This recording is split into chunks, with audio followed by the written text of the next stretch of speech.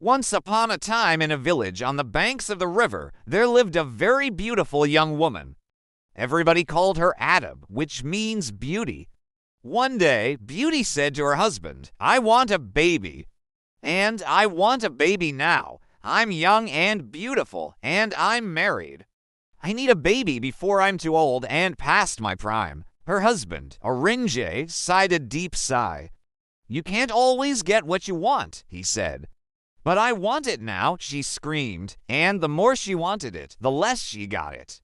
Eventually, Oringe relented, and the couple went to the holy snake charmer who lived in the hills beyond the village. The holy man agreed to help and placed a small earthen pot on the hearth and asked them to stay inside it for 13 nights. When you emerge from the pot, he told them, a baby will be waiting for you. After 13 long nights, the couple left the pot and there was a beautiful baby waiting for them. But when they went inside the pot to pick up the baby, they were shocked to find a tiny little snake. The snake grew quickly, and in less than a year, it was already a huge serpent, yet it still didn't turn into a human baby. Oringe was furious and complained bitterly to the snake charmer. "What kind of sorcery is this?" he demanded.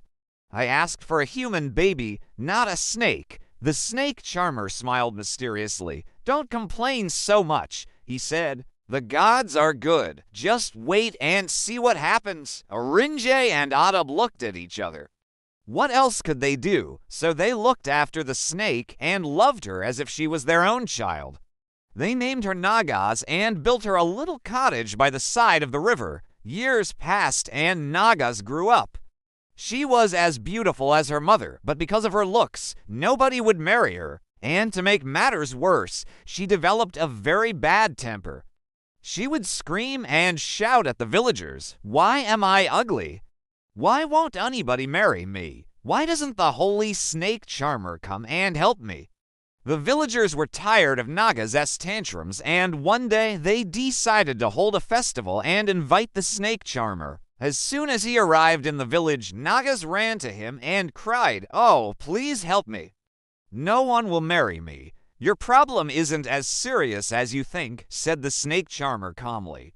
"There is a prince in the next village. He is handsome and rich and has no wife.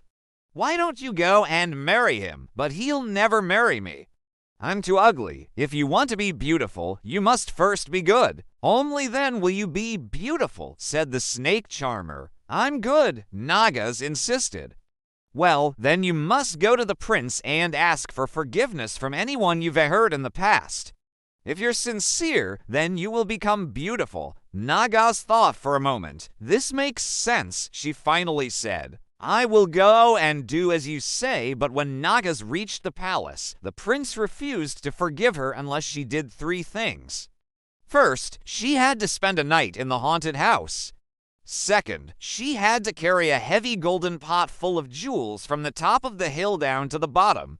Third, she had to retrieve his lost pet parrot from the clutches of the fierce lion. The news of Nagas' bravery spread throughout the kingdom, and every day many people came to see the beautiful snake princess.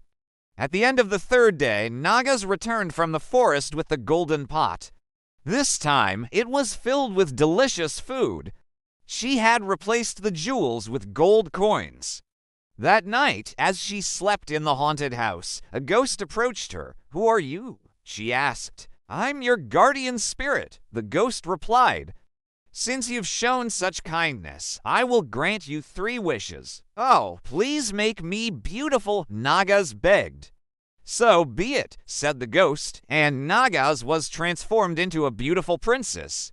The next day, when the prince awoke and saw Nagas sitting by his bedside, he was amazed. "You are the most beautiful woman I have ever seen," he whispered, and then he told her how he had dreamed of marrying a kind and brave princess. "I don't know what you're going to say," Nagas replied, "but I'm neither kind nor beautiful. I may look beautiful on the outside, but inside I am still a snake." The prince was taken aback by her words, but he still married her. That night, as the newlyweds lay in bed together, Nagas turned into a giant serpent. She was so big that she wrapped herself around the entire room, smashing the furniture and decorations as she went. The prince woke up and was terrified, but Nagas calmed him down and explained that she could only be human during the day. At night she turned into a snake. "How can we live like this?" the prince cried. "You must go back to the snake charmer. Nagas said he will help you." When the snake charmer heard their story, he said, "You are very lucky. You've brought me a wonderful gift," and he disappeared up his tower. The prince and Nagas looked at each other. "What should we do now?" she asked.